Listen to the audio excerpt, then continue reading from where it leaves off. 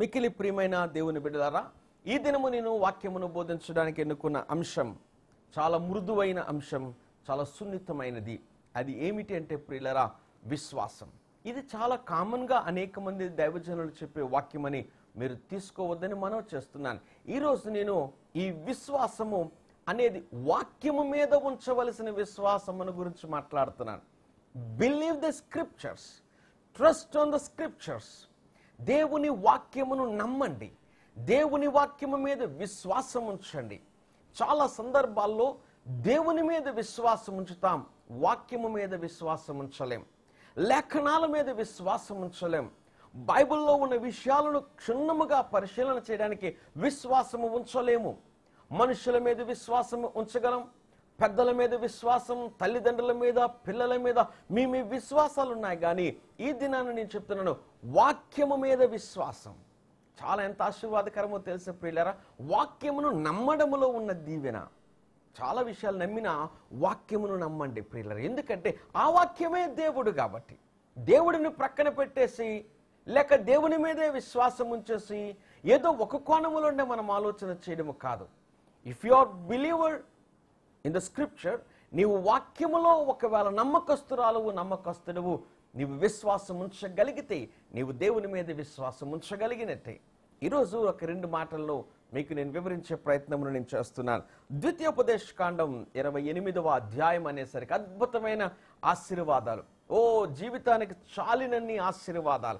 ఈ ఆశీర్వాదాలు అనుభవించడానికి ప్రభువా జీవితాన్ని కొనసాగించవయ్యా, నేను కొన్ని వందల సంవత్సరాలు బ్రతికేటట్టు చేయి తండ్రి అని ఆసక్తిని మనలో పుట్టించే, ఉత్సాహాన్ని, ఉజ్జీవాన్ని పుట్టించే ఆశీర్వాదాలు ద్వితీయోపదేశకాండం 28వ అధ్యాయంలో కనిపిస్తాయి. ఆ అధ్యాయంలో ఉన్న 2-3 ఆశీర్వాదాలను సమయానుకూలంగా మీకు నేను బోధించే ప్రయత్నం చేస్తున్నాను.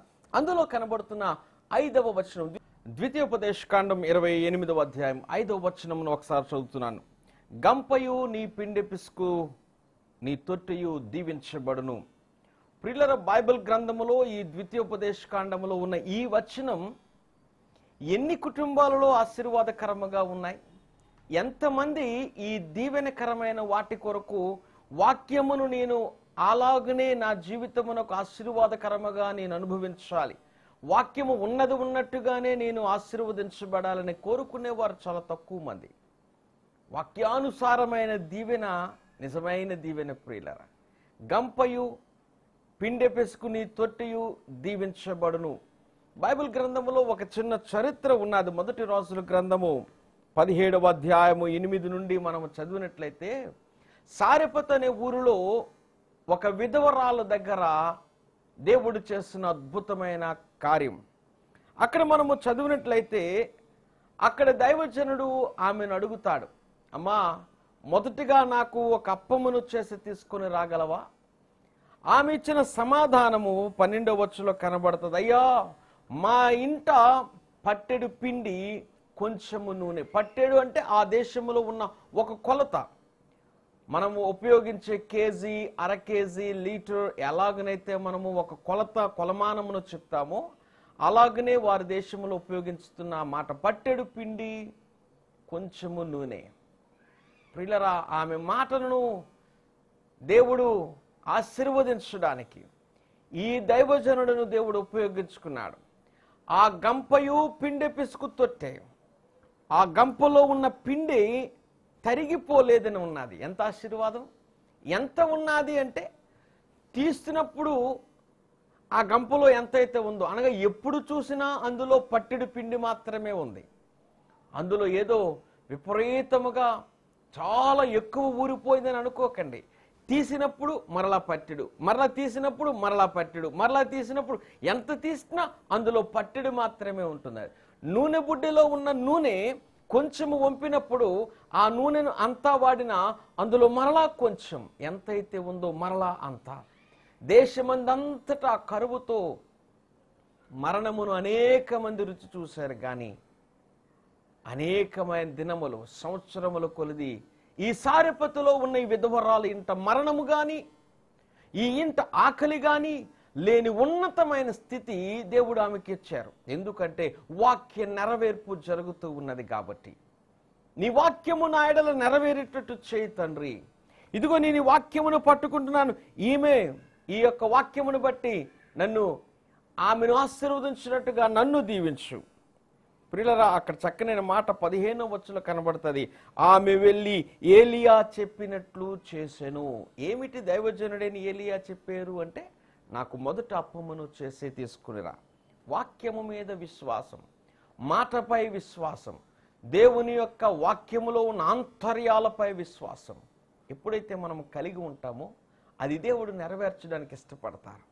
వాక్యమును బట్టి ప్రభువా నన్ను ఎలాగున దీవించు, according to this scripture kindly bless me like this lord. నన్ను ఈ విధముగా వాక్యమును బట్టి దీవించు.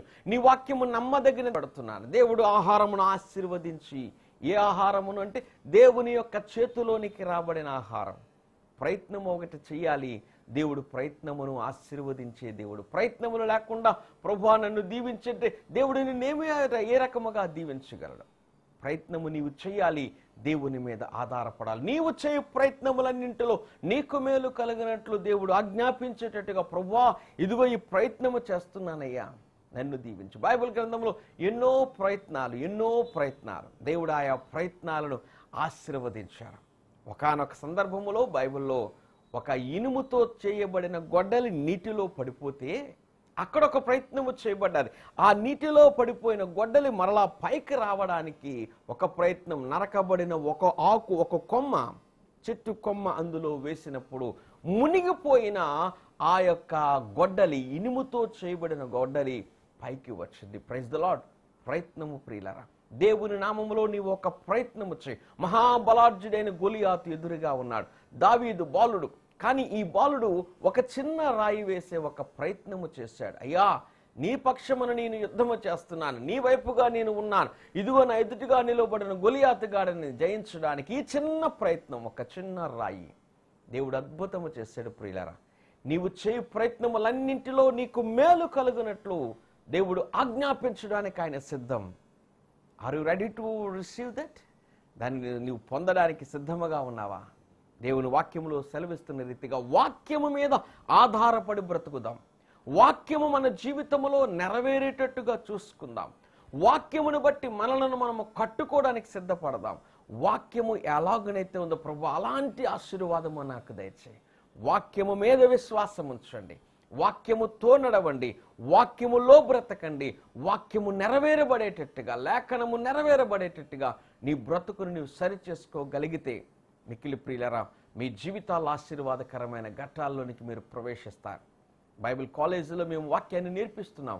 మీరు ఇంటి దగ్గరుండే మీరు బైబిల్ కాలేజీలో తర్బీదు పొందొచ్చు. మీరు నేరుగా అక్కడ ఉండే మీరు పాఠాలను రప్పించుకోనండి.